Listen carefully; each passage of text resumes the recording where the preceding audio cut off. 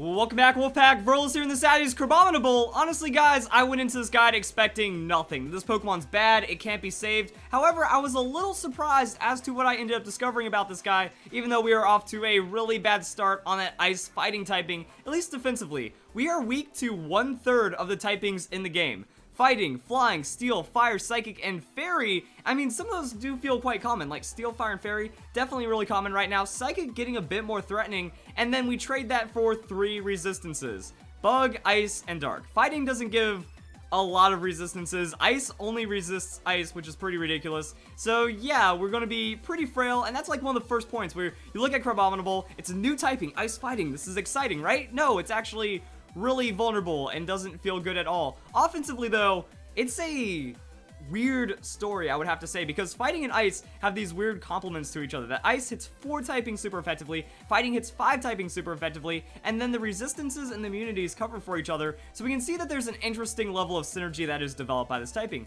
Maybe on a Pokemon that's going to be faster, maybe on a Pokemon that could accomplish a bit more, this would actually mean something. So Ice is going to be able to deal with flying type Pokemon, which helps out our fighting, and then fighting deals with rock and steel, which helps out our ice, and also hits ice type Pokemon as well, which is a good little resistance. So a lot of weird, jumbly tech mess, but overall we come out on top with a pretty solid synergy and a pretty solid typing, and then we get to the stats. So if the typing wasn't enough to scare you off, these stats will certainly scare you off on the Crabominable, because we're less damage, less tanky than the Kelder, we have all that weakness, and then we don't have any speed. Like, if we're outspeeding flying type Pokemon, if we're outspeeding all these things we can hit super effective, hell yeah, ice fighting works, because if you're playing as a sweeper, you don't really care about the weaknesses that you have. So when you have a tanky-ish Pokemon that has a lot of weaknesses, well, now you're just going to fall flat, and that's how it feels with the Crabominable. Even though 132 attack, that's really good, 97 hit points, that's really good. Defenses kind of drop off, and then we have no speed, and then there's really not much else to work with. So let's hop over to Cerebi, check out this Pokemon's moveset.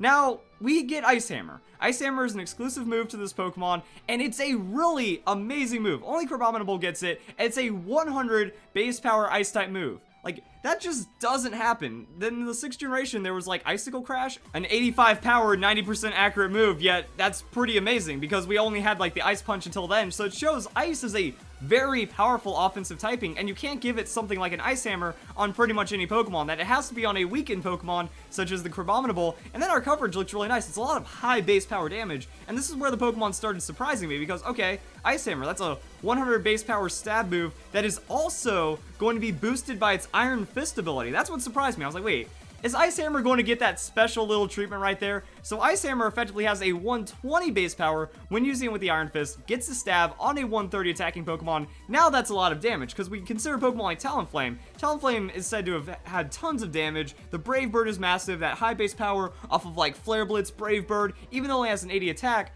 that's going to hit pretty hard. Well, Crabominable is like that on damage, except way more. So all of this kind of just keeps going up and up, and then we see even some other things that we get access to the Close Combat. Close Combat's going to be a lot of damage. We have Reversal, and then our coverage is actually surprisingly good. We have Earthquake, we have Stone Edge, so we can just kind of go out and throw out some moves right there. We also get the Crab Hammer, we have Endeavor, Superpower, Wide Guard, so we can really piece together an awesome moveset for this Pokemon, so it feels like the stats are going to hold it back, which also kind of screams Trick Room. So let's keep going and see if we discover anything interesting. Hopping into Pokemon Showdown, it shows us that Crabominable is good for one thing, and one thing only, and that is being the ultimate sacrifice that can take out almost any Pokemon, or at least have a really good revenge range for itself. That you slap the Choice Band on it, you Close Combat, you Ice Hammer, or you super effective on like Crab Hammer, Earthquake, you just play for the highest damage possible, and then that opponent is going away. We're going to get into some damage calculations, and the amount of damage this Pokemon puts out is absolutely nuts, but it does kind of come back to us with that low speed. So we get outsped, we get super effective, we get blown up.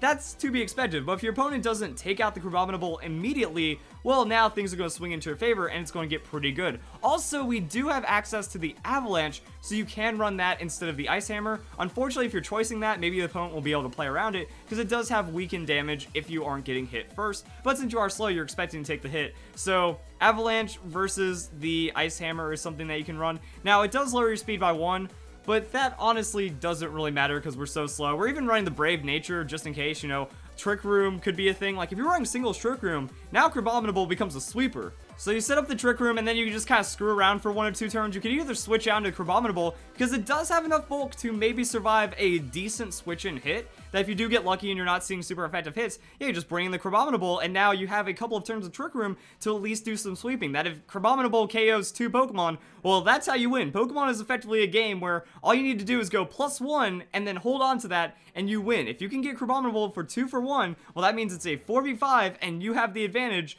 So that's kind of what it takes to snowball with the Crabominable if you can really get that. Now, under Trick Room, I would even recommend a Life Orb because your damage is still pretty ridiculous, and that's going to make it to where you're outspeeding your opponent, so you don't have to kill them as bad. You don't need them to die in front of you as much, and with the coverage options that you have, now whenever you knock out an opponent, they bring in a new one, well, you can deal with that Pokemon, hit them super effective, and then things are going to look pretty good from there. So a lot of damage adding up, a lot of really good things for the Crabominable if you get into that position, but at the same time, at any given moment, you get outsped and you die immediately because you are made of ice. Now, double battles is always going to be Trick Room. Always, forever, always with that Trick Room because you're so slow, so it's effectively the same thing. Max out the hit points, run the Brave Nature. I'm thinking Citrus Berry, that way you can get a little bit of sustain because you're adding on to that damage. That, alright, Trick Room is up, and now you can just either hit a lot of damage on the Rock Slide, that if you had Choice Band or Life Orb, Rock Slide's not KOing anything anyways, and then you follow up the damage. Also, you just have huge damage on the Close Combat and the Ice Hammer,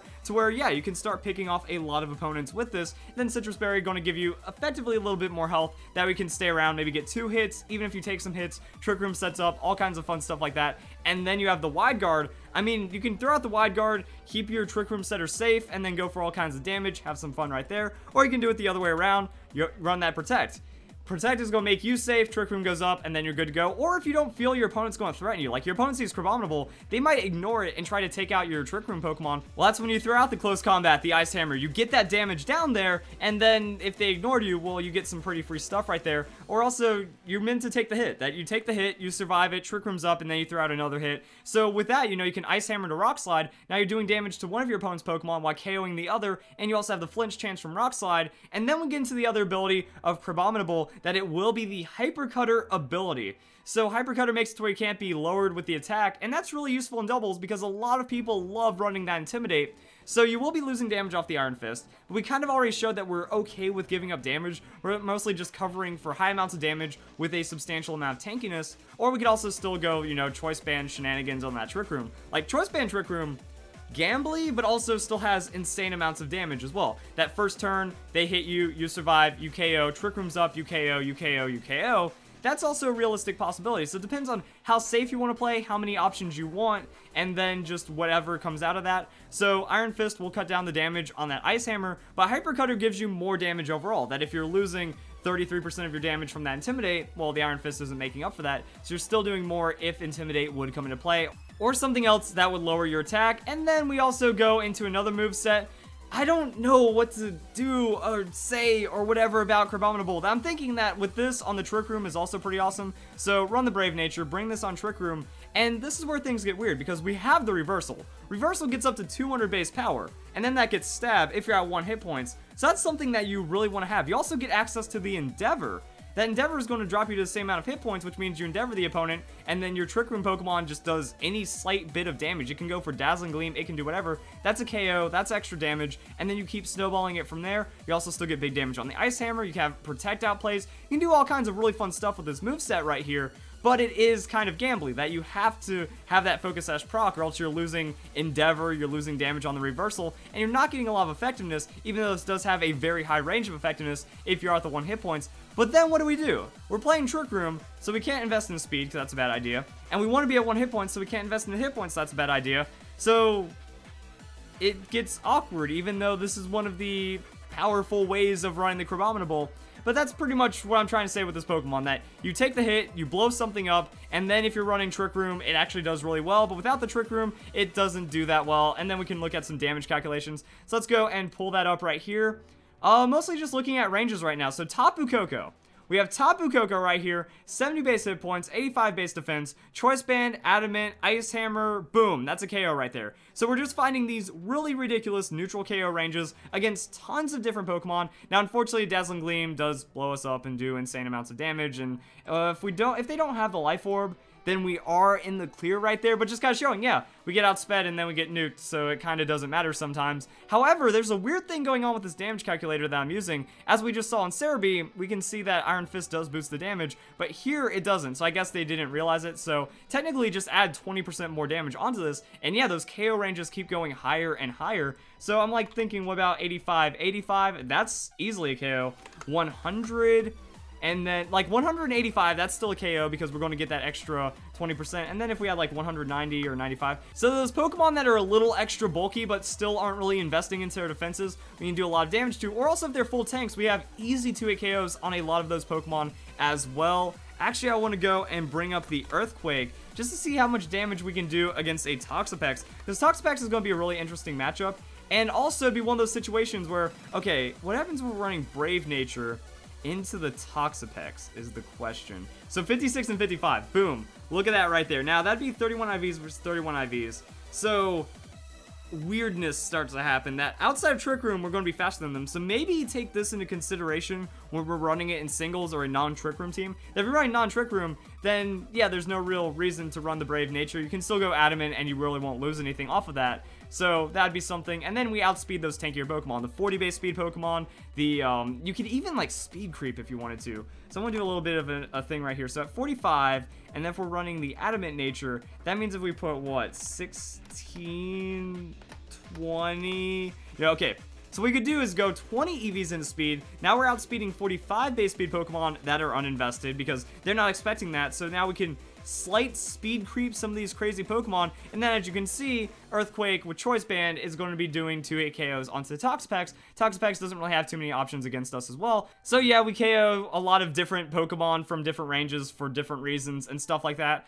Tank Test with the Crabominable, we get in some really interesting situations. So I wanted to go and pull up like Choice Band, insane damage. If we had the Iron Fist boosting, we do have a chance to KO the Garchomp even if it wasn't like a 4-time super effective hit. So showing that, you know, 100 hit point range, 90 defense, we still do insane amounts of damage to Pokemon like this. And then Garchomp, Life Orb, Earthquake, big damage, that's going to be a 2-hit KO. So it's showing that some of the strongest Pokemon in the game, some of those overwhelming hits are going to be 2-hit KOs in a lot of situations. So we do have to be aware of that. So that means we take the hit, we KO whatever we needed to KO, we take another hit, and then we die. So Crabominable, it's going to be at least a 1-for-1. It's going to go harder in Trick Room, and then in those rare situations where we're going up against like not as powerful Pokemon, we might be able to squeeze out another KO. So I was thinking Pokemon like Leafeon, for example. So if we're going into, I want to say a bulky Pokemon that we can hit super effective or something like that, because as we can see right here, with the Iron Fist, we'd push up enough damage to find some KOs as well. But also, right here, boom. Ice Hammer, that's going to be a KO onto Pokemon like Leafeon as 130 on defense. So it's a really bulky Pokemon, 110 on the attack, but no Life Orb. So if there's not any kind of damage boosting coming out of this Pokemon, and it's just using like a standard stab kind of hit, yeah, we can go and survive that, KO the Pokemon, maybe survive a similar hit as well, and then score a KO back. So it really depends on the opponent's team composition, that if they don't have a lot of outrageous damage, then Crabominable might find those opportunities to find 2-hit KOs, because it just tanks it up just a little, but also at the same time, there's a lot of risk involved because there's a lot of super effective hits. That you take out an opponent's Pokemon, well then they return with a super effective hit, they one-shot you before you get a chance to react, and at least Crabominable did something. So it effectively turns the game into a 5v5 with some potential, unless you're running Trick Room. Like, seeing this much damage on an Ice-type Pokemon is pretty awesome, and that just kind of shows. So we have ridiculous damage coming out of close combat, Ice Hammer, boosting on the Iron Fist, running Choice Band, super effective everything, just mad amounts of damage, and it ends up going pretty well. So if you guys enjoyed the video, yeah, that's Crabominable. I think I repeated myself enough to get the point across. Hope y'all enjoyed the video. Hope y'all have a nice day. Thank you very much for watching.